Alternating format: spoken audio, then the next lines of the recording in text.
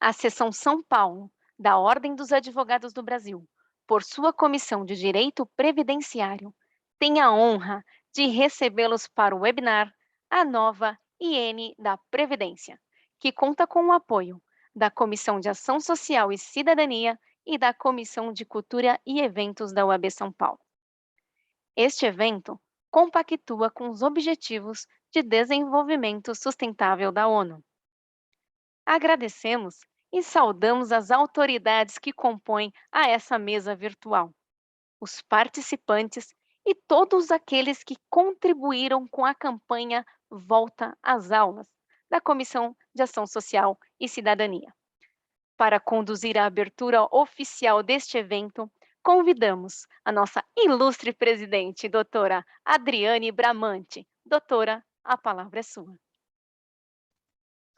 Olá, meus amigos, minhas amigas, olá, Advocacia Previdenciária Paulista, olá, Brasil, porque agora, com essa webinar, você não tem limite, não tem fronteira, a gente está aqui em qualquer lugar do Brasil e do mundo, então sejam todos bem-vindos, sejam todas bem-vindas ao nosso primeiro webinar da Comissão de Direito Previdenciário da OAB São Paulo, a quem eu tenho o prazer enorme de presidir nessa gestão 2022-2024, sob a presidência da doutora Patrícia Vanzolini e o nosso vice-presidente, doutor Leonardo Sica.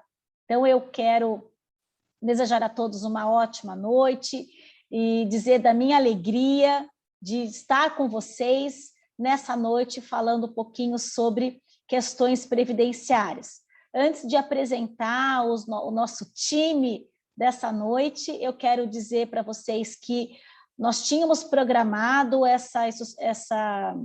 esse webinar para falar da IN da Previdência, que estava agendada para o dia 24 de janeiro, e a gente esperou até hoje para que ela fosse publicada, mas como isso não aconteceu, nós nem por isso vamos cancelar o evento, nós temos aqui muitas coisas para discutir, então nós vamos falar, em vez da IN, talvez o Cláudio deu um spoiler para nós, mas a gente vai falar sobre as atualidades previdenciárias do ano de 2022, a gente já começou com tudo, chegando 2022, e a gente tem muita coisa para trazer para vocês. Então eu quero desejar a todos um ótimo evento, sejam todos bem-vindos e bem-vindas, e espero que possamos acrescentar, levar conteúdo, estudo, aprendizado, conhecimento, troca de informações, feedback para toda a advocacia previdenciária do Brasil. Sejam bem-vindos, então. Vou aqui cumprimentar o nosso amigo Cláudio José Vistui Rios, que é servidor do INSS e vem nos brindar com questões previdenciárias do lado de lá, né, Cláudio, do lado do INSS.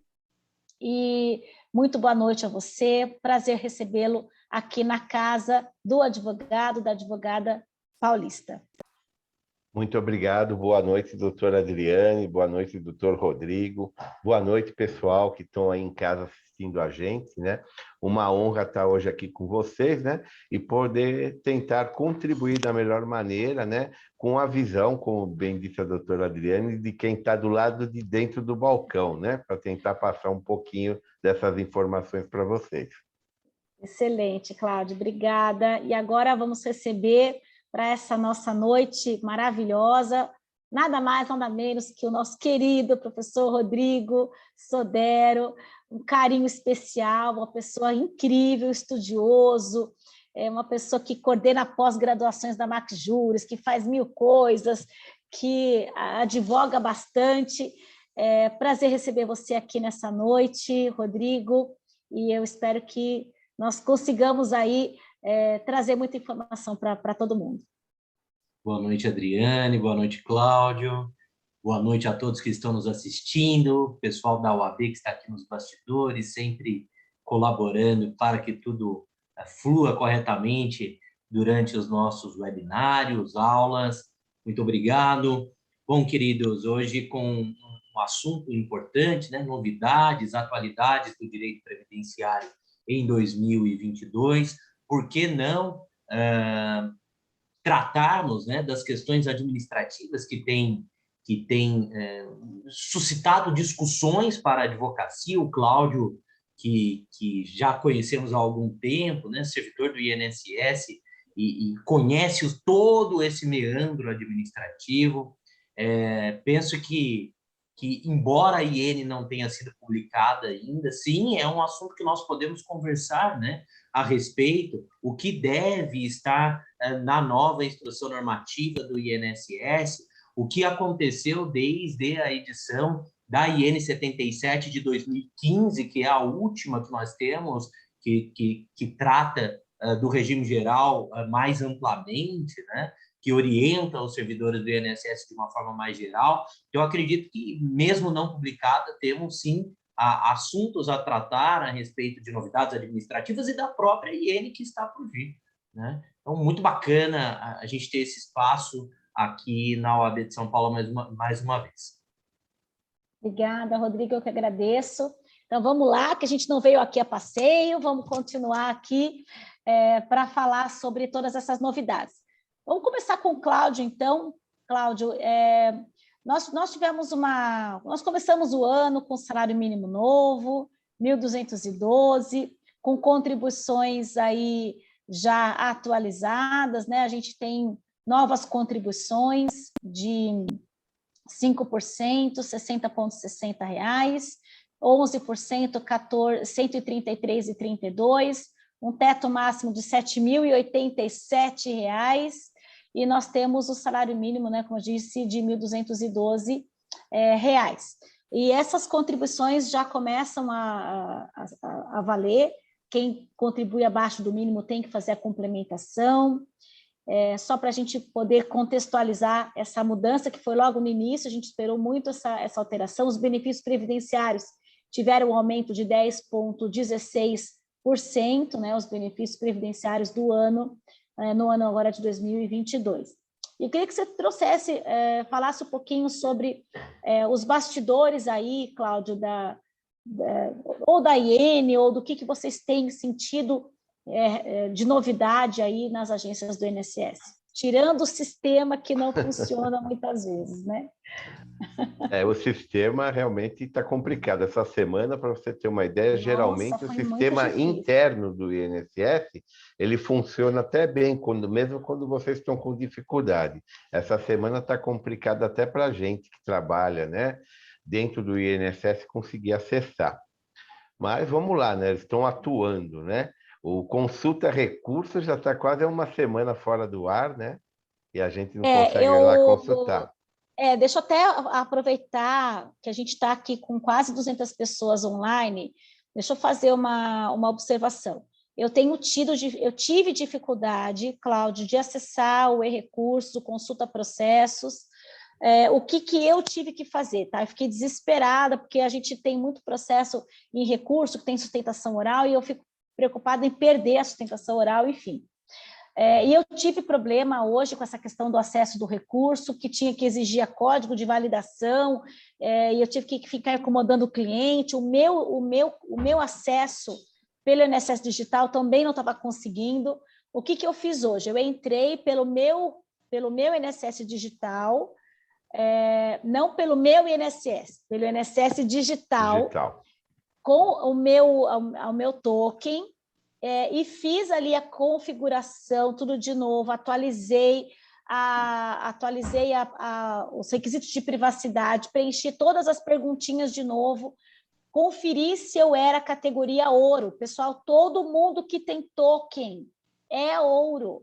E essa informação do ouro, prata, é muito importante, porque os advogados são ouro, mas vocês precisam entrar pelo INSS Digital, confirmar as informações ali de confiabilidade, para que você tenha essa liberação, vamos dizer assim, das informações. Depois que eu fiz isso, que eu confirmei as informações, tem um linkzinho ali de confiabilidade, entrei de novo, fechei tudo, entrei de novo, limpei o cachê, fiz tudo de novo, aí entrou.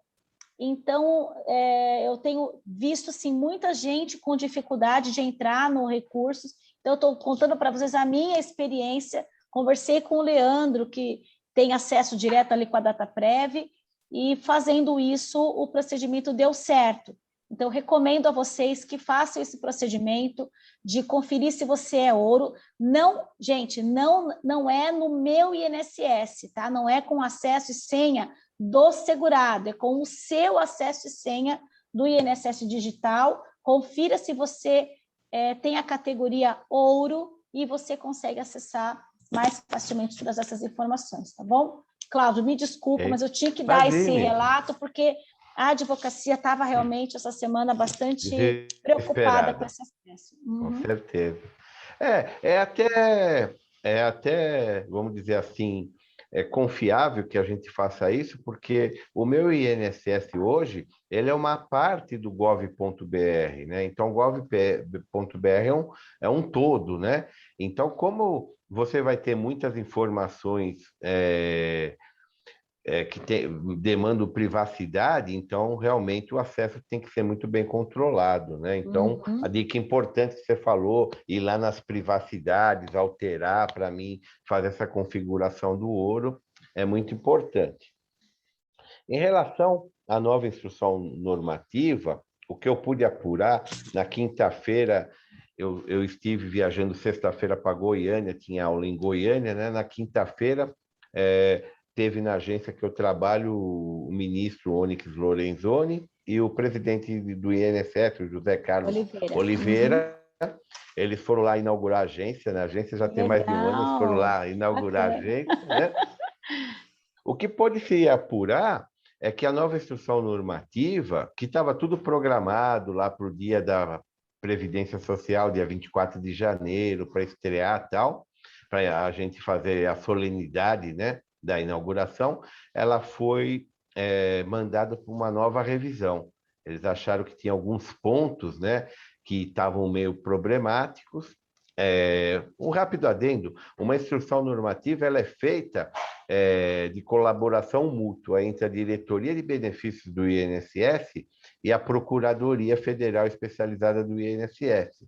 Então, é feita uma comissão, né, da Divisão de Benefícios e uma comissão da Procuradoria, e esses membros dessas comissões eles vão trocando ideia. O INSS ele monta o formato, ele manda para a Procuradoria, que faz uma revisão, ela aponta, olha, aqui pode dar algum problema, tá questionando aqui a lei, então você precisa mudar aqui. Então, ela foi mandada para uma nova revisão. Presumo eu, uma nova revisão da instrução normativa não demore menos de 60, 90 dias. Isso mesmo, por aí. Isso se ela seja ainda lançada nesse semestre, viu? Eu tenho até dúvidas em relação... Nossa, eu estou esperando o meu livro, achando que ia sair em 10, 15 dias. Eu acredito, não sei, eu acho muito difícil, Adriane. Então, eu não contaria com essa informação, né? Então, em cima da instrução normativa, o que foi dito para a gente foi isso, né? Então, eu acredito que demore mais aí um tempo para ela vir. Se faz necessária, né? A gente está com a instrução normativa toda desatualizada, virou um remendo, né? Ela virou um Frankenstein, né? Toda remendada. E, aliás, como está a nossa legislação hoje, né? Hoje nós temos um decreto legislando aí, a Lei 8.213 não teve ainda nenhuma alteração em relação à reforma da Previdência, né? Sim, nem vai ter, porque a legislação a lei, a alteração da emenda 20 e da emenda 103 foram para o regulamento direto, né? Exatamente. Não alteraram a lei. Os benefícios, né? A Previdência programada já está nos regulamentos e tal. Mas, bem como disse o Rodrigo, é possível a gente fazer um entendimento do pensamento do INSS do que virá nessa nova instrução normativa, né? Então, eu, por exemplo, não tenho dúvida nenhuma que os dispositivos lá em relação aos recolhimentos em atraso, que está gerando essa polêmica toda, eles serão confirmados na nova instrução normativa. Aliás, esses dispositivos já foram confirmados pelo próprio Conselho de Recursos da Previdência Social, que em 11 de dezembro de 2021, ele alterou o texto do enunciado 5, que era um enunciado extremamente favorável ao contribuinte individual e virou um copiar-colar, né, do comunicado 2 da Divibem e virou um copiar-colar da portaria 1382 de 2021, que regulamenta esses recolhimentos em atraso, né? Então, eu presumo que esses dispositivos serão mantidos, e mantidos esses dispositivos, a gente vai ter uma alteração lá entre o artigo 19, que começa a falar do contribuinte individual, até o artigo 33, em relação às possibilidades de indenização, de retroação da DIC. Eu acho que isso daí vai tudo ser reformulado, né? Seria a minha aposta. Cláudio, se eu tivesse que apostar, né?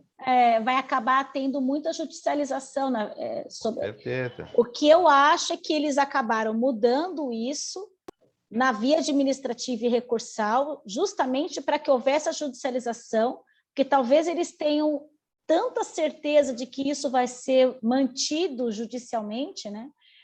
Eles partem do princípio, né, doutora Adriane, que qual que foi a fundamentação nessa alteração que a gente teve no decreto 10.410 de 30 de junho de 2021? Foi o entendimento da qualidade de segurado que nós temos hoje no judiciário. Então, o INSS não utilizava esse entendimento, o INSS pegou para ele esse entendimento, só que ele piorou bastante em relação ao segurado, né? Ele criou algumas coisas bem complicadas da gente entender, né? Como os cálculos de indenização não valerem para cômputo do período anterior à emenda constitucional, para efeito das regras de transição do artigo 17 do artigo 20 e do direito adquirido. Também na situação que você criou uma situação estranha, diria eu, no mínimo, de falar em perda da qualidade de segurado quando não existe perda da qualidade segurada, que é aquela situação que é a perda em relação ao contribuinte individual. Eu nunca perdi a qualidade de segurado, eu era contribuinte individual, virei empregado, voltei a ser contribuinte individual, sem perder a qualidade de segurado. Pela portaria 1382, como eu virei empregado e se deu esse tempo, esse lapso temporal, ele diz que houve uma perda da qualidade segurada. Entre outras situações que tem lá na portaria 1382, né? Que é só uma portaria, né? É uma portaria, Diga, né? Rodrigo. Não, se vocês me permitem, eu acho que é importante a gente fazer um pequeno recorte antes de aprofundarmos nessas discussões que já começamos aqui a respeito do direito previdenciário em si, né? É importante a gente lembrar onde se situa a instrução normativa do INSS, no caso, né? Na nossa hierarquia das normas, né? Então, é importante que nós lembremos, temos muitos estudantes de direito, vejo aqui nos comentários, né, que a hierarquia das normas deve ser respeitada. Então, nós temos no topo... A pirâmide de Kelsen invertida. No topo da pirâmide de Hans-Kelsen, a Constituição Federal, continua sendo assim, viu, gente? Lei complementar, depois lei ordinária, os decretos, os atos administrativos. É que, como a Adriane brincou aqui, no INSS, quando o servidor vai fazer a análise, e aí é importante que a gente não pessoalize isso, né, Cláudia? É importante que todos tenham esse entendimento. O servidor está vinculado à instrução normativa, né? Então, a instrução normativa acaba sendo o guia de atuação ou para a atuação do servidor do INSS. E muitas vezes a instrução normativa, como já ocorre com a IN 77 de 2015, certamente, como estamos prevendo aqui, acontecerá com a nova instrução normativa, né, contraria o que as normas de hierarquia superior dizem a respeito da matéria. Então, eu vi alguém aqui no comentário perguntando tempus resti actum com relação à instrução normativa, né? É importante que a gente entenda que a hierarquia das normas sempre deve ser observada, que muitas vezes administrativamente, com recursos ao CRPS, nós conseguimos reverter alguns entendimentos que são adotados pela autarquia previdenciária nas análises dentro das APS, e que nós temos ainda, graças a Deus, a alternativa do Poder Judiciário, que quanto da judicialização, que quanto ao tema que vocês iniciaram aqui, introduziram, né, das contribuições em atraso, que impacta especialmente o contribuinte individual, e o não reconhecimento desse pagamento das contribuições em atraso para algumas situações que envolvem a reforma da Previdência, a emenda constitucional 103, concessão da aposentadoria por tempo com base no direito adquirido, concessão da aposentadoria por tempo com base nas regras de transição de pedágio, artigos 17 e 20, o Poder Judiciário já vem dizendo que não funciona assim, que não há qualquer tipo de restrição, né? Então, acho que é legal a gente fazer essa observação para que aqueles que estão assistindo saibam que existe alternativa, e penso sim, Cláudio, como você, aproveitando a oportunidade da fala, que esses atos administrativos que acabam se ramificando, né, fora a instrução normativa principal, hoje a 77 de 2015, serão incorporados à nova instrução normativa, né? E aí você diz, olha, resolveram passar por uma nova revisão. Na IN 77 são 800 e poucos artigos. Imagine esta, Adriane, com todas as modificações trazidas pela emenda constitucional 103 e mais, né, Cláudio? Você sabe tão bem quanto a gente, a legislação infraconstitucional sendo alterada, mesmo antes da emenda constitucional 103 de 2019, e a IN não sendo atualizada nesse sentido. Então, acredito que será uma IN grandona, com muitos dispositivos, né? E aposto como você, vai demorar um pouquinho para ela ser publicada. E, na verdade, todas essas questões, Cláudio, que você pontuou, muito bem pontuou, porque eu acho que isso é um tema nevrálgico, começou com apenas um comunicado e aquilo acabou se materializando na portaria 1382 de 2021 e provavelmente isso será materializado também na instrução normativa que deve vir, com certeza, e que acaba indo contrário ao projeto de desjudicialização que foi assinado entre o STJ e o INSS e a Defensoria Pública, todo aquele comitê de desjudicialização que foi criado, o Conselho da Justiça Federal, o CNJ. Por quê? Porque quanto mais irregular, vamos dizer assim, né, for a instrução normativa, isso acaba provocando mais judicialização.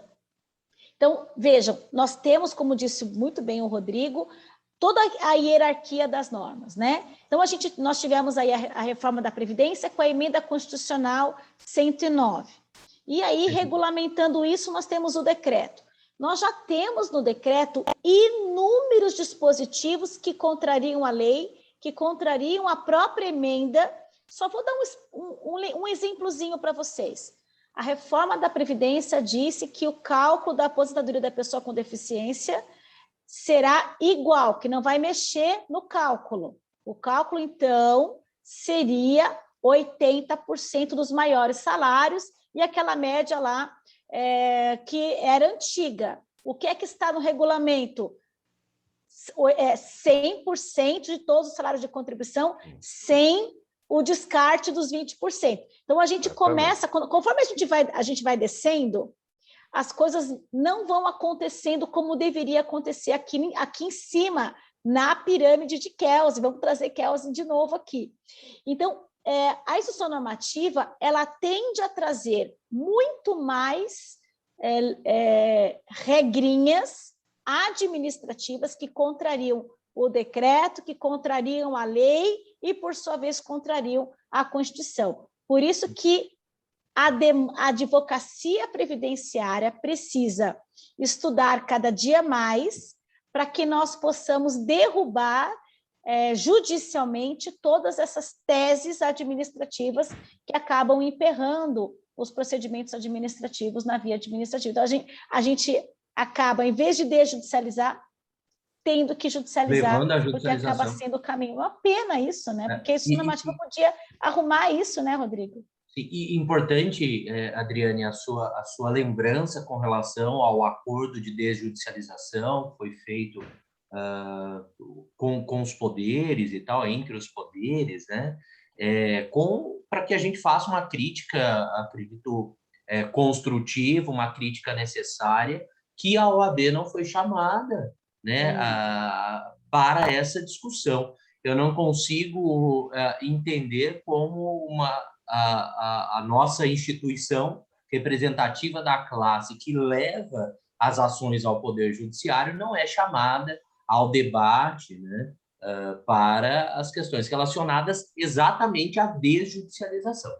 É importante que a gente lembre também, né, que o INSS é o maior réu que nós temos no Brasil até hoje, e isso não é à toa. O maior litigante da justiça, né? A administração pública acaba agindo, como você bem colocou, em desconformidade com a legislação, lato sensu, né, com a legislação como um todo, isso acaba ocasionando a judicialização, né, e aí aquele ciclo vicioso, né, porque o INSS é condenado depois, muitas vezes, no Poder Judiciário, ao pagamento desses valores em atraso, isso gera uma dívida para a União, gera uma dívida, tem precatório, e agora a gente tem a PEC dos precatórios. Agora a gente não tem precatório. Né? Sim, então é importante que todos, né? Acho que a gente está falando aqui, politicamente é legal a gente ressaltar que em algum momento essa chavinha precisa virar. Que a gente não tenha uma gestão de governo, mas que a gente tenha uma gestão de Estado. Todos precisam lembrar que a administração, o Poder Judiciário faz parte dessa administração pública, né? Que acaba que a fazenda pública, a administração, é a maior ré do país, né? E no fim, é o Estado como um todo que precisa lidar com toda essa situação. A sociedade acaba pagando por isso, né? A administração faz errado aqui, né? O executivo e o judiciário vêm aqui para consertar, e aí isso gera toda essa problematização. O Cláudio tocou num assunto também que eu gostaria de rapidamente ressaltar, e a Lei 8.213 está aí, né? Daquele jeitinho, desde 1990 e alguma coisa, né? Com as alterações após 91. Temos ainda a aposentadoria por tempo de serviço referida, né, Cláudio? Sim. Apenas como um exemplo, a aposentadoria proporcional por tempo de serviço referida na Lei 8.213, e quando a gente vem aqui e traz ao debate a nova instrução normativa do INSS, é importante que a gente diga, me parece que a lógica do Estado democrático de direito é deixada de lado também, quando uma emenda à Constituição é publicada e logo em seguida um decreto que é trazido ao ordenamento jurídico pelo Poder Executivo, com a sua linha de pensamento, regulamenta. Vejam isso, um decreto regulamenta a emenda constitucional, e agora nós estamos falando de uma instrução normativa, que certamente trará mais novidades ainda com relação à emenda, quando a lei, né, por essa ordem lógica do Estado Democrático de Direito, o poder legislativo é que deveria, num primeiro momento, falar, opa, vamos aqui acomodar as coisas com relação à reforma constitucional feita em 2019. E isso contando ainda que a Emenda Constitucional 103, em quase totalidade dos seus artigos, seja por lei ordinária ou por lei complementar, é o instrumento que ela utiliza para falar onde será feita a regulamentação, né? Em nenhum momento até agora a lei passou desse processo, né? Sem dúvida. A gente vai precisar de muitas coisas ainda para que a gente consiga organizar tudo isso, porque tem muita coisa para fazer e isso só está em memorandos, em portarias, e a efetividade de todas essas mudanças a gente não está enxergando realmente. Eu acredito que o próprio INSS, doutora Adriane, ele usa isso como estratégia. Por quê? Porque a partir do momento que eu jogo só como base a via judicial para o segurado ingressar, eu vou ter uma quantidade de segurados que vão ingressar e outra que não. Então, ele usa isso como tese. Como bem mencionou o professor Rodrigo Sodero também, eu tenho hoje como postergar esses pagamentos. Então, a PEC dos precatórios que veio aí me faz que até abril eu tenho que escrever qualquer tipo de precatório para receber só em 2023. Se eu não escrever até abril, eu só vou receber provavelmente em 2024. Então, é os absurdos, né? Que a gente vai vendo, parcelamento de precatórios, esticando os prazos para pagar, né? Então, é o Estado não utilizando o decreto 9.094 de 2017, que é o decreto que regulamenta o usuário do serviço público, do serviço federal. Ele é muito claro, ele fala lá que o usuário, ele tem lá como missão precípua hoje do INSS. O INSS hoje não tem mais missão de cobrar, não tem mais missão nenhuma, ele tem uma missão precípua, que é o reconhecimento de direito. E ele está fazendo isso de uma forma muito mal feita. Então, eu sempre brinco, eu como professor da Escola da Previdência já há um bom tempo, né? Ela vira e mexe, ela fica mais em evidência, ou ela praticamente é abandonada pelos governos, né? Mas como professor da Escola da Previdência, eu sempre falo para os servidores recém-ingressados na casa, né? Que o INSS ele pegou uma estrada, né? A gente vinha andando numa estrada e chegou num ponto que havia uma bifurcação dessa estrada, e nós tínhamos só dois caminhos. Um era o caminho da qualidade e o outro caminho da quantidade. E o INSS optou pelo da quantidade, e o da qualidade fica no segundo plano. Então, é isso que a gente vê como mantra da instituição, até de lidar com os servidores, né? Quando ela cobra metas altíssimas dos servidores, e pouco importando se aquele processo vai ser feito com qualidade ou vai ser feito de qualquer jeito. Então, eu sempre brinco, às vezes o pessoal brinca comigo, Cláudio, você é sempre referido como um bom servidor. Eu falei, fora do INSS, porque dentro do INSS, provavelmente, eu sou considerado um péssimo servidor, porque eu vou primar pela qualidade. Então, meu processo vai demorar mais para ser feito. Então, dentro desse prisma, o INSS pode ser que me considere um mau servidor. Dentro desse tema que você colocou agora, Cláudio, nós tivemos um acordo do Supremo Tribunal Federal, isso está em todos os jornais essa semana.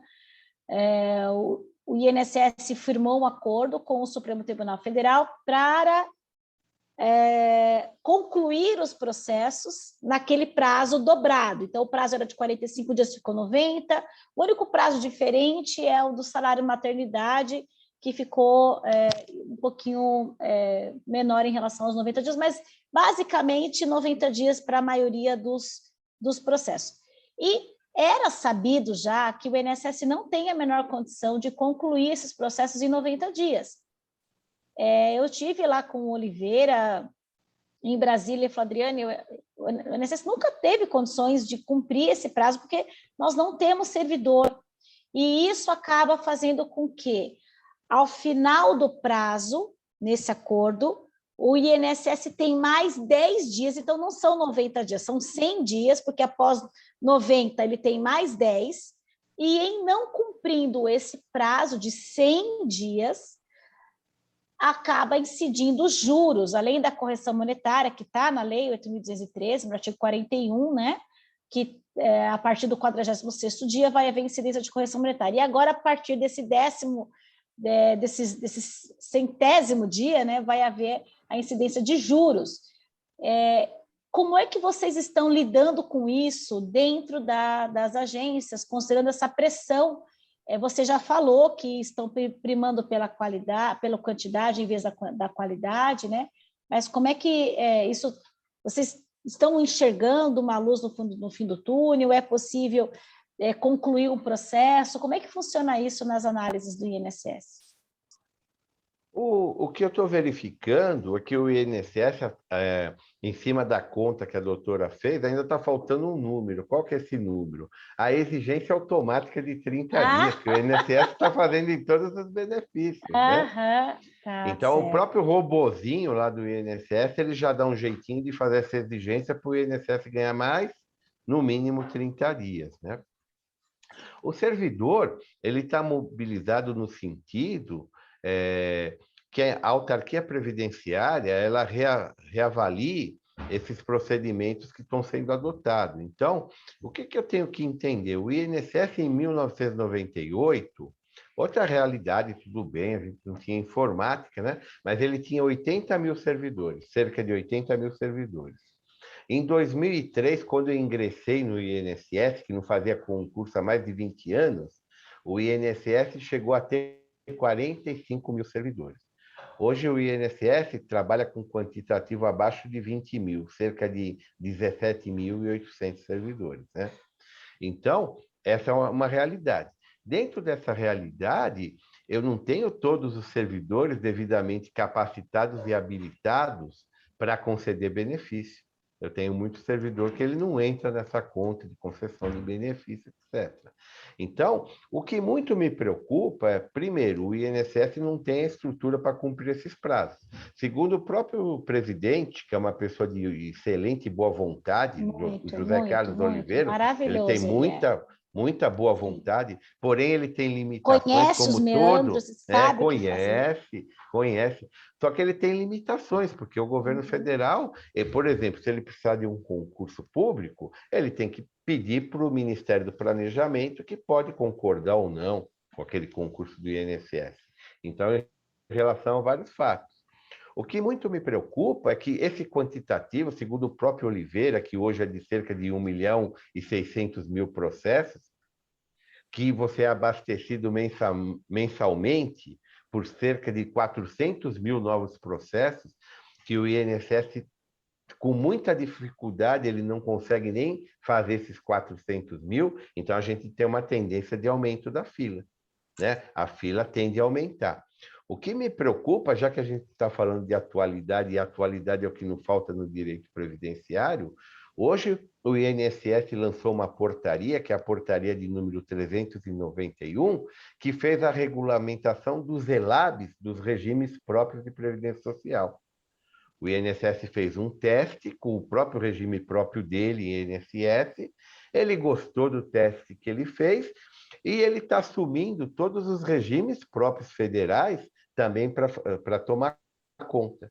Então, ele vai tomar conta de auxílio por incapacidade, ele vai tomar conta de benefício de aposentadoria, ele vai tomar conta de todas essas situações que são bem próprias e diferentes do regime Com os geral de mesmos previdência servidores social. que ele cuida do regime geral. A princípio, sim.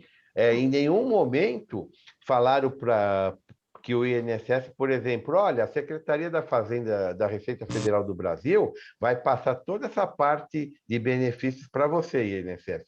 Só que a gente tem, sei lá, 500 pessoas no nosso RH, nós vamos mandar esses servidores do RH para ajudar vocês. Isso em nenhum momento foi dito. Então é bem preocupante, né? Sim. Essa questão dos Já prazos... não dá. Opa, desculpa. Não, essa questão dos prazos que vocês levantam, e aqui nos comentários vi alguns colegas também falando a respeito, né? É legal que a gente frise também isso sob o ponto de vista de políticas públicas, né? Porque o sucateamento do Estado, da Previdência Social, né, ele é notório nos últimos anos. Basta que vocês observem as agências da Previdência Social, cada uma na sua cidade. Aqui, por exemplo, eu tenho um prédio em Pindamonhangaba, onde eu estou hoje, onde é a nossa sede do escritório. A gente tem uma agência, Cláudio, que toma um quarteirão inteiro praticamente, né? E com pouquíssimos servidores. Aqui não se faz mais perícia médica, etc. Não temos concurso, os servidores desanimados, aqueles que já têm direito à aposentadoria, você sabe muito bem disso, acabam já pedindo a aposentadoria, porque é ruim você trabalhar sem uma estrutura mínima, né? Sim. Então, o que a gente precisa pensar também, né, como a elite pensadora do Brasil, é que nós precisamos tomar conta da nossa administração pública, que no caso da Previdência Social, não só, né, claro, mas aqui chama mais atenção ainda, só existe para cuidar do povo. E ela não está, infelizmente, os servidores, por mais que tenham boa vontade, não conseguem fazer isso com o sucateamento. Equipamentos para trabalho, quantitativo de servidores, como nós estamos colocando aqui. Sistemas corporativos totalmente defasados, a Dataprev não tem investimento.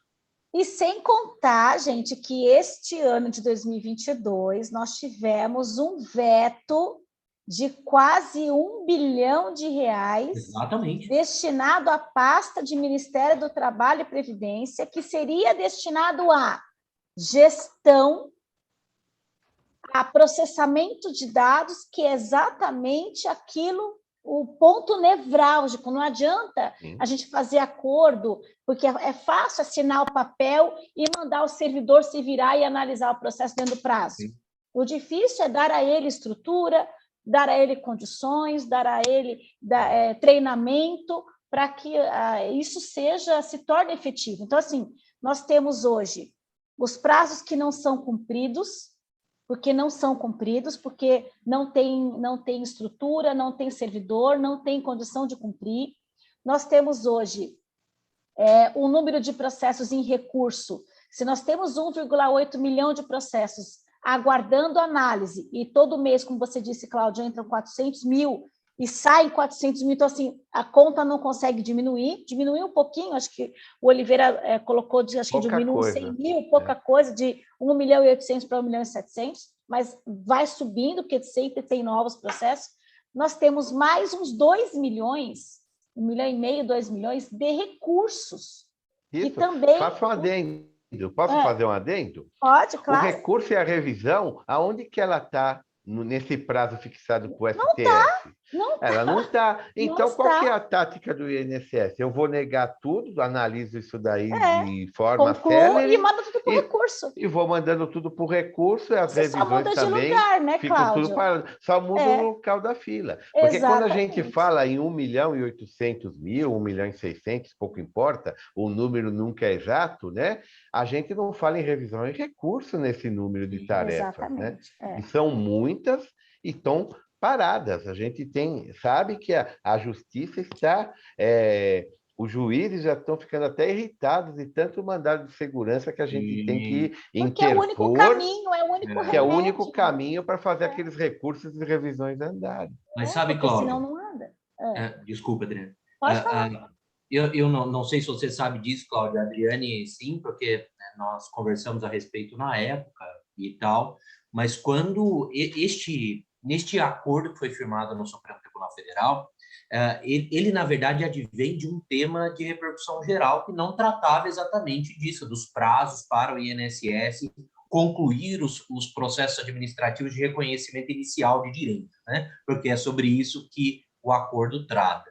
E esse tema de repercussão geral, que não tratava desse assunto, acabou sendo desafetado pelo tribunal, pelo STF, né, pelo tribunal, como de repercussão geral, e ali eles fizeram um acordo procedimental, MPF, Defensoria e INSS. MPF e INSS com apoio da Defensoria e tudo mais. E a gente sabia que dali a gente continuaria na mesma. E muito me surpreendeu, na época, a gente falar em acordo sobre um prazo que está previsto na lei. Porque o artigo 49 da Lei 9784 de 99 diz, olha, em 30 dias precisa concluir, mais 30 dias tem de prazo, desde que se justifique no processo administrativo. Exatamente. Ou vamos fazer outra interpretação. A lei 45, 45 dias. Também dá. Foi o que eles utilizaram, né, Rodrigo? Para a implantação do benefício. Para mim, não é o prazo de conclusão do processo administrativo, que é diferente. Mas quando a sugestão do acordo apareceu no STF, nós tivemos uma primeira análise pelo ministro Alexandre de Moraes, 2 dos grandes institutos de direito previdenciário do Brasil, o IBDP, que a Adriane também é presidente, e o IEPREV, se juntaram, se uniram para colocar isso em discussão no Supremo, dizendo, olha, peraí, a gente tem um prazo na lei, né? O INSS já não cumpre o prazo da lei, porque vamos fazer acordo procedimental nesse sentido, vamos ficar na mesma, né? E tentamos ali, né, Adriane, num esforço conjunto, naquele momento, colaborar com a discussão. No fim, o acordo foi homologado pelo plenário do STF e hoje a gente vê exatamente o que ia acontecer, exatamente o que a gente previu que aconteceria. O INSS não consegue cumprir os prazos, né? E o que a gente tem é uma judicialização gigante dessas questões, seja com a impetração de mandado de segurança, para que o processo administrativo ande de alguma maneira, que seja concluído, que seja remetido ao CRPS para que o recurso seja analisado e tudo mais, né, Cláudio? Ou com a própria judicialização do mérito da questão, dizendo, olha, o prazo já foi, logo existe pretensão resistida, tem interesse de agir judiciário, vamos analisar aqui, né?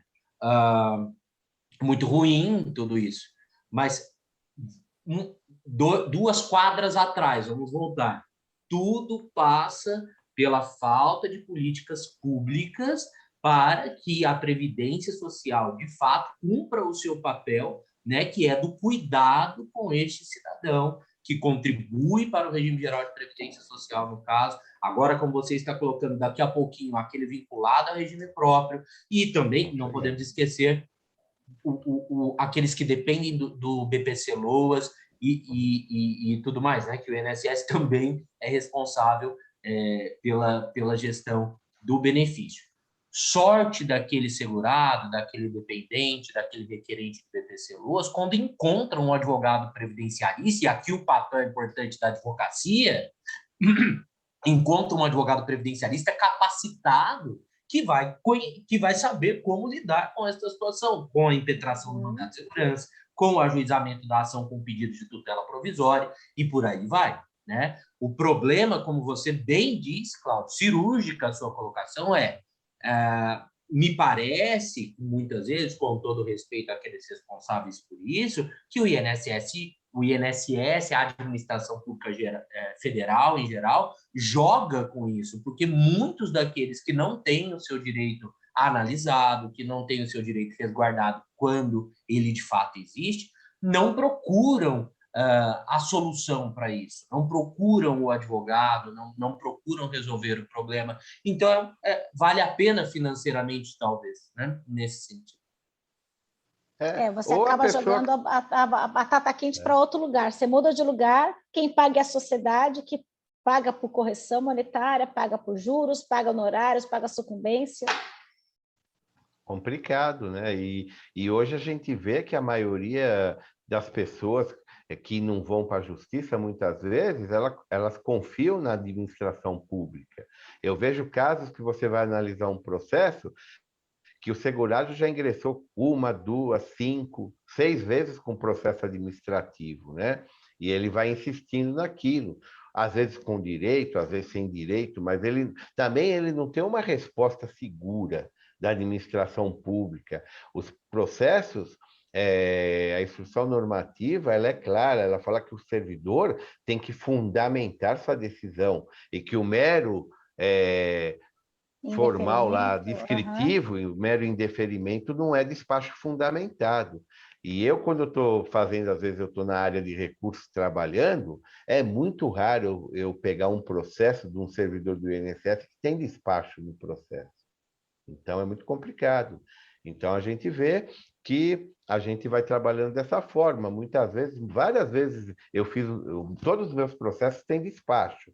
E o segurado viu aquilo e falou, não, agora eu entendi porque eu não tenho direito, ou porque eu tenho direito. Porque eu dei entrada 2, 3, 4 vezes, ninguém me explicou o motivo de eu ter ou não ter direito. Então, na verdade, era a falta de informação que fazia ele acionar novamente essa máquina e aumentar esse número de processos que estão parados aguardando uma análise.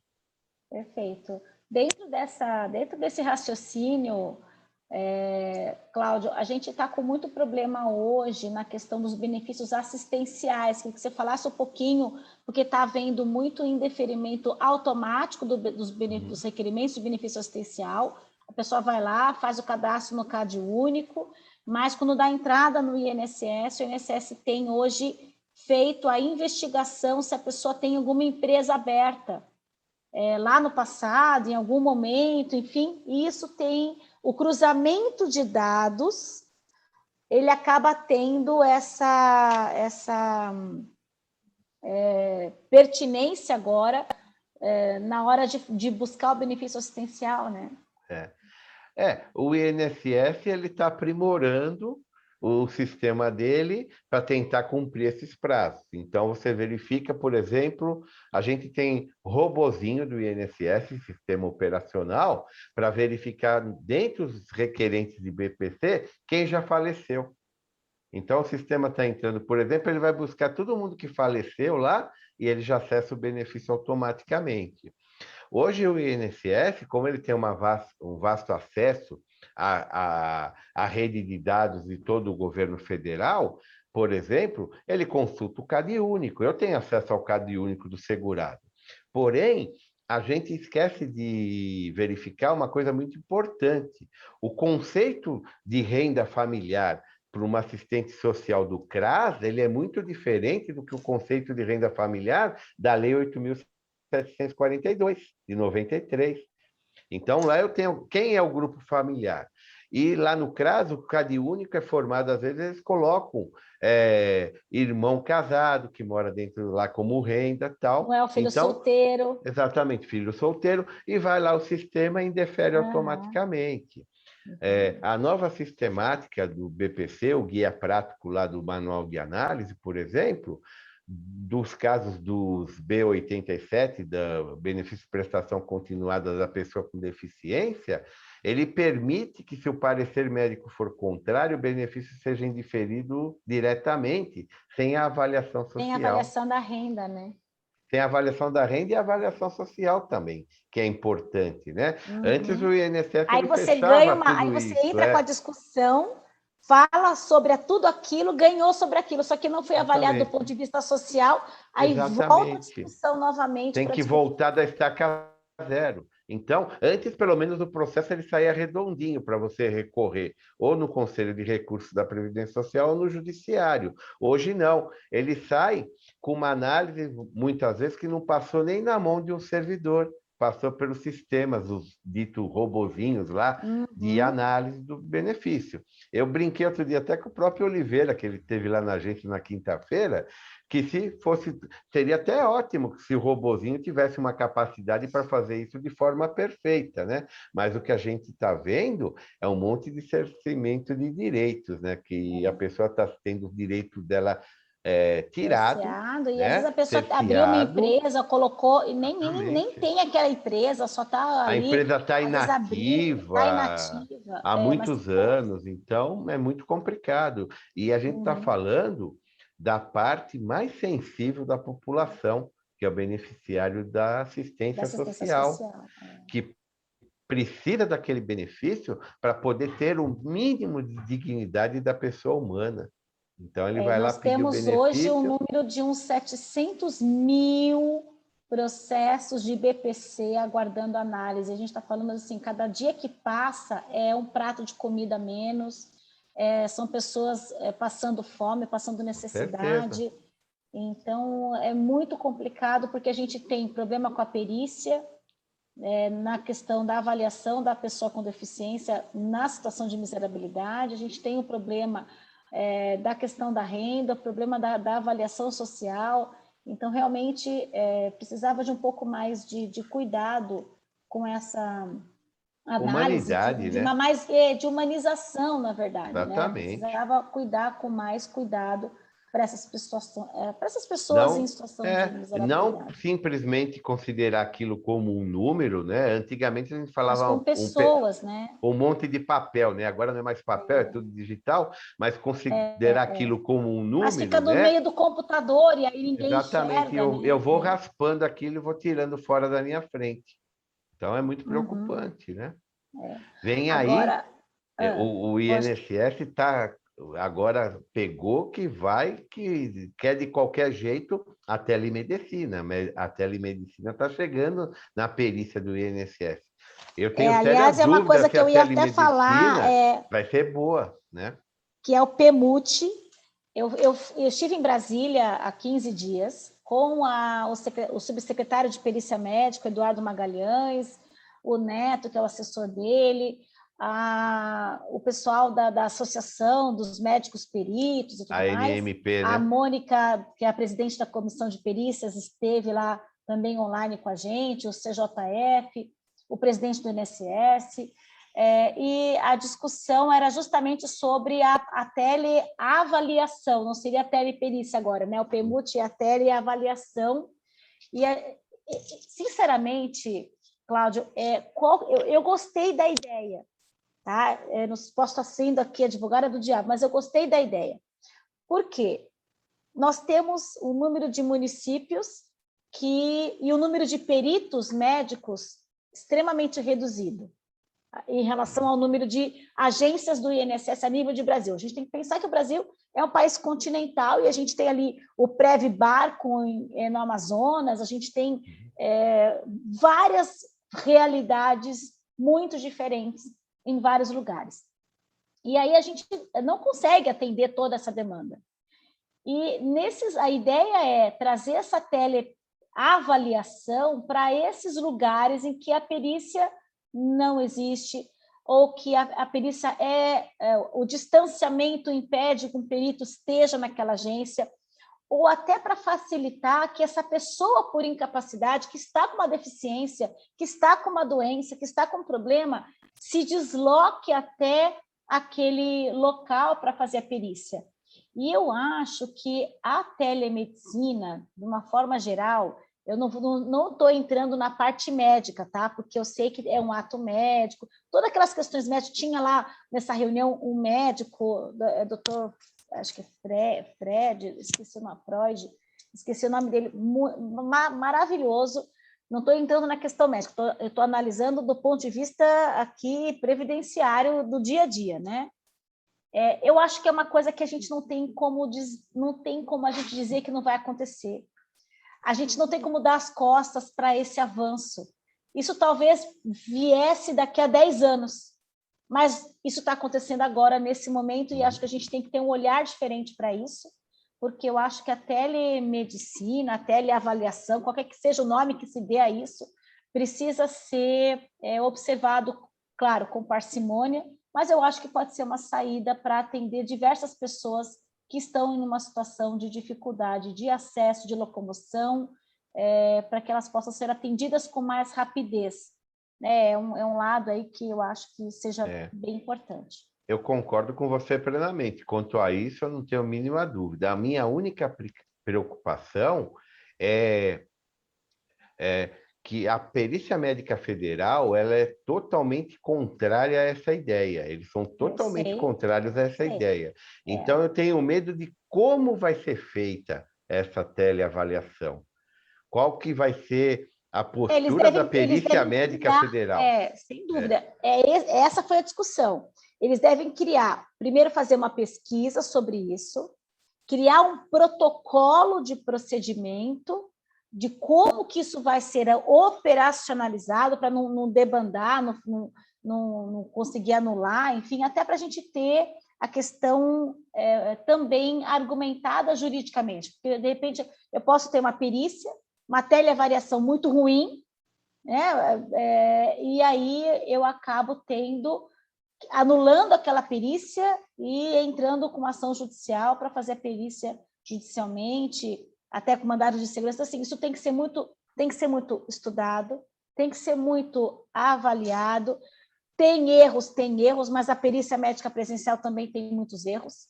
Então, eu acho que a gente Eles têm que ser capacitados também para isso, avaliar, né? E ter protocolo de procedimento, né? Exatamente, ser capacitado e seguir um checklist que o governo determine e aquele checklist seja seguido, o mínimo necessário para ele concluir aquela teleavaliação.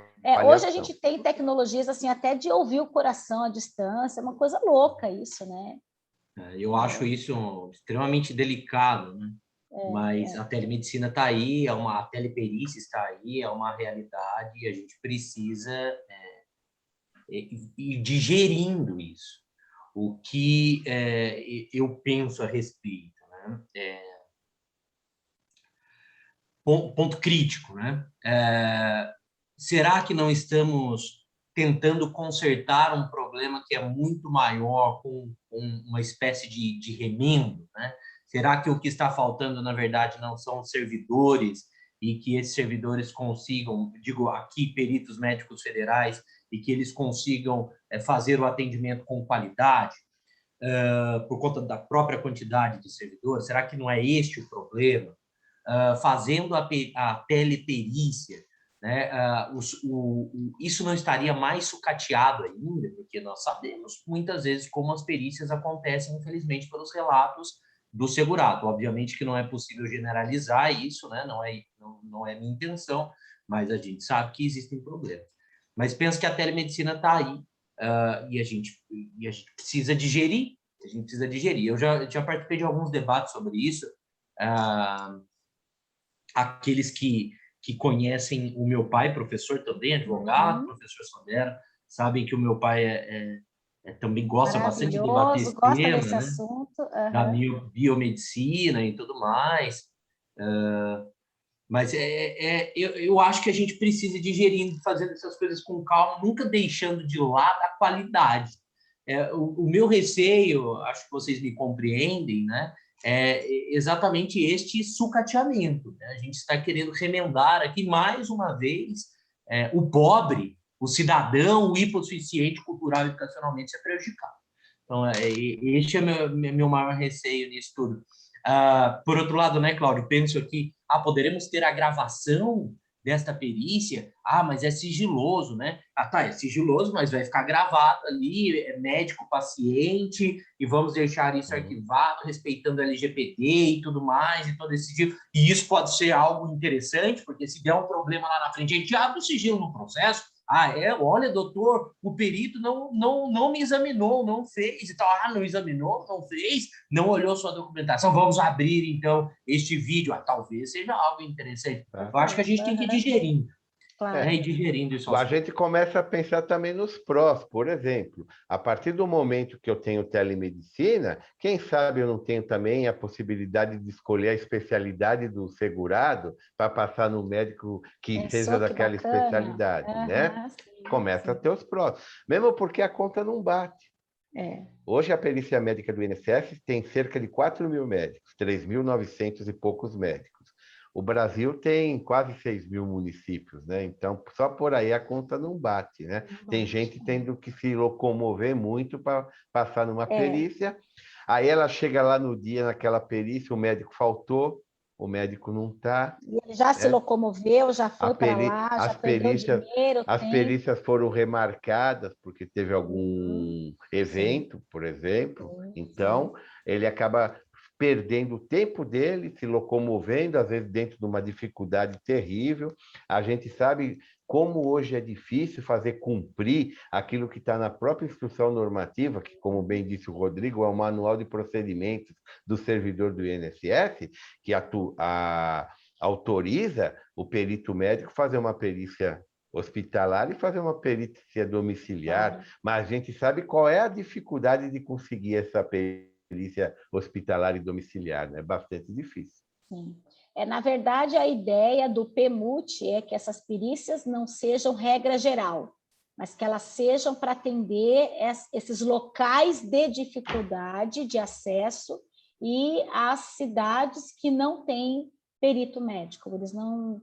Então, assim, acho que é importante o debate para a gente pontuar prós e contras, e a gente possa pensar sobre isso e avançar nesse quesito da perícia. Falando de perícia... né, doutora Adriane? Ou tem de forma parcial, né? Às vezes a cidade tem um perito que só atende num dia da semana, exatamente, só na parte da manhã, né? Falando em perícia, eu quero deixar aqui, avisar a todos vocês que a nosso pedido aqui da UAB, nós fizemos uma reunião, a primeira reunião inaugural do Fórum Interinstitucional Previdenciário, que teve no TRF3, nós solicitamos que fosse agendada uma reunião extraordinária para cuidar do tema perícias médicas judiciais, em razão da questão dos honorários periciais e das perícias que estão sendo sobrestadas no Brasil inteiro.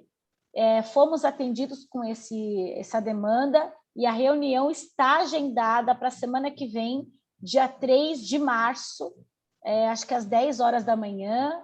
Então, vai ser uma reunião extraordinária do Fórum Interinstitucional, especificamente para cuidar do tema das perícias.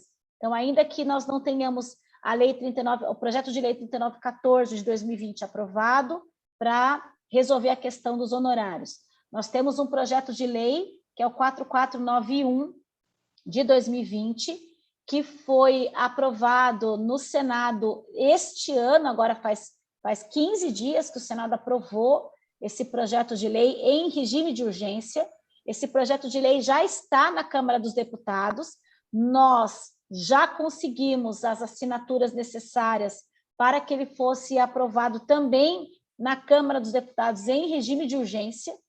E a ideia desse PL 4491 de 2020 de 2021, na verdade, que ele estenda o prazo da Lei 13.876 de 2019 para mais 2 anos.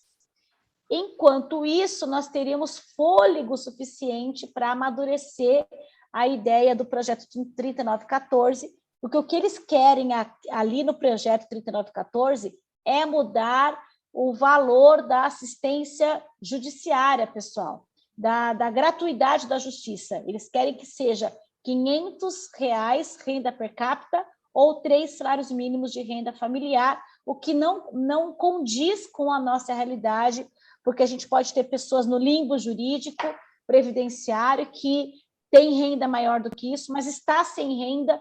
Isso pode ser um problema sério.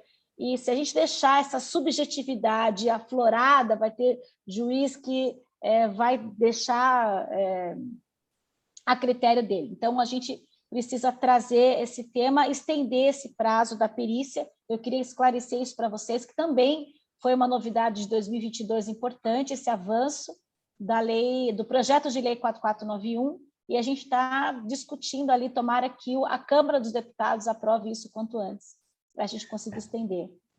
O projeto que traz esses critérios mais rígidos de concessão da justiça gratuita, como o Reinaldo bem comentou aqui, né, querem acabar com a justiça. Me parece exatamente isso, Reinaldo. Querem acabar com a justiça para o pobre, né, para o hipossuficiente. Porque com esses critérios objetivos, né, quem vê pensa que hoje quem ganha 3 salários mínimos ganha muito dinheiro, né? Veja, tem gente, obviamente, que ganha muito menos, mas me parece que o salário mínimo, quando a gente lê assim, parece que está muito alto, que realmente está atendendo todas as necessidades básicas, né, daquela pessoa, e a gente precisa lutar contra, né? A gente precisa lutar contra. Se Deus quiser, não será aprovado e a gente vai continuar lutando. Se Deus quiser. Mais alguma questão que a gente possa pontuar aqui, Rodrigo, que você gostaria de pontuar agora 2022? O que a gente pode, além daquilo que a gente já falou?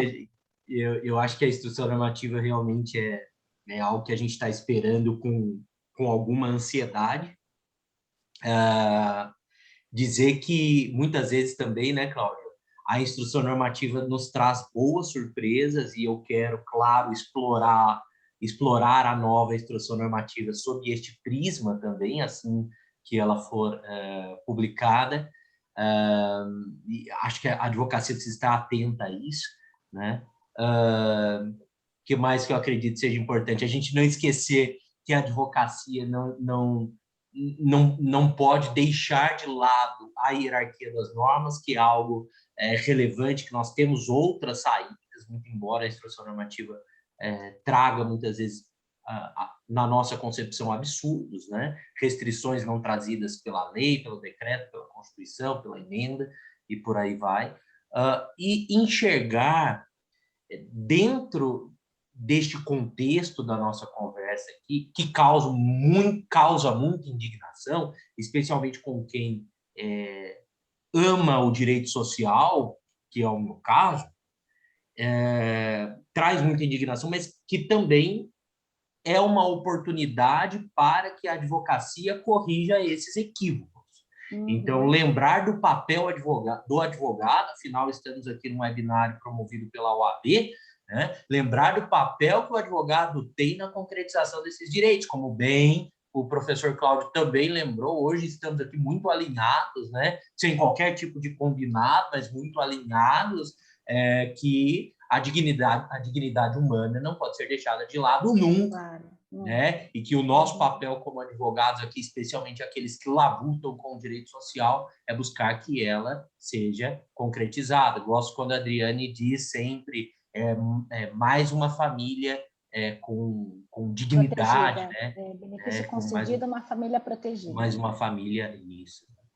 Bom, Isso e é aí. isso. Eu gostaria de agradecê-los aqui, Obrigada. a oportunidade, já me despedindo, agradecer ao AB, você, Adriane, Cláudio, o pessoal dos bastidores novamente, os queridos os seminaristas que estão conosco aqui online, pela presença, vocês, OAB, pelo convite. Obrigada. E seguimos juntos. Obrigada. Eu só quero colocar uma observação aqui. O Gesivaldo está fazendo uma pergunta. O novo PPP eletrônico de 2022 vai estar na IN? Gesivaldo, foi publicado agora, semana passada, a portaria do Ministério do Trabalho e Previdência 314 de 2022, que estendeu para 2023 o PPP eletrônico, tá? Então, provavelmente não deve estar na IN, talvez alguma menção ao PPP eletrônico, mas não a sua implantação, porque ela será somente em janeiro de 2023, tá bom? Então, fica aí a resposta para você das suas dúvidas, tá ok? Cláudio, as suas considerações finais, muito obrigada pela sua presença aqui com a gente. Rodrigo, também quero agradecer muito a sua presença, mas, Cláudio, fica aí a sua palavra final. Eu só gostaria de ressaltar, né, nesse evento da OAB, onde nós temos um número grande de advogados previdenciários ou previdenciaristas, como vocês preferirem, né, da importância, o direito previdenciário, ele nunca foi para amadores, né? Mas a reforma da Previdência, ela dificultou muito o grau hoje de análise dos benefícios, né? A gente trabalha, a gente comentou algumas aqui, mas nós trabalhamos só com regras de transição, são 8 que a gente tem lá no preâmbulo da Emenda Constitucional 103. Então, o recado que eu deixo para vocês é a importância do estudo do direito previdenciário para você poder atender esse cliente de forma satisfatória. Hoje, o direito previdenciário ele está muito abrangente, dinâmico e também um grau de dificuldade também enorme. O Rodrigo falou, a gente fecha em breve o ciclo da Instrução Normativa 77, que tem 806 artigos, provavelmente vamos passar para mais de 1.000 artigos, porque vai vir em todas essas regulamentações. Se a gente lembrar que nem a MP 661 e a Lei 13.135 de 2014 e 2015 estão contemplados na IN de 2015, você imagina o que tem de novidade para implantar aí. Muito obrigado, agradeço a todos pela presença, agradeço a professora Adriane Bramante pelo convite, agradeço o meu amigo e palmeirense, professor Rodrigo Sodero, pela presença, de compartilhar aí com a gente. Temos mais uma final hoje, né, para torcer pelo Palmeiras. E o meu muito obrigado a todos, pessoal. Muito obrigado aí pela oportunidade. Pessoal. E eu que agradeço, obrigada, Cláudia, obrigada, Rodrigo. Quero lembrar a todos para seguirem a página da comissão da UAB, que é direito.previdenciário.oabsp. Sigam lá a nossa página no Instagram. Todas as novidades a gente coloca lá. Todas as terças-feiras, pessoal, tem live com vários professores e temas diferentes.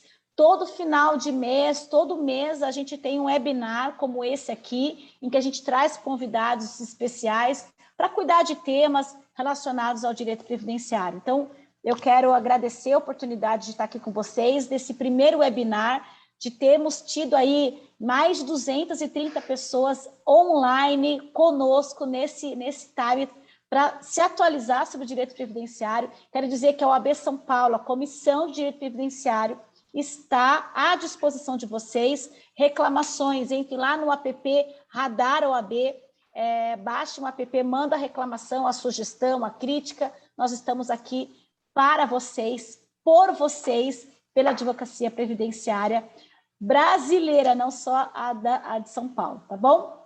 Fica meu abraço, um grande ano para todos nós e que possamos estudar muito e fazer mais pela advocacia, gente. Um beijo para vocês. Obrigada, UAB, obrigada, Fabiana, Danila, obrigada a todos pela partilha. Um grande abraço. Tchau.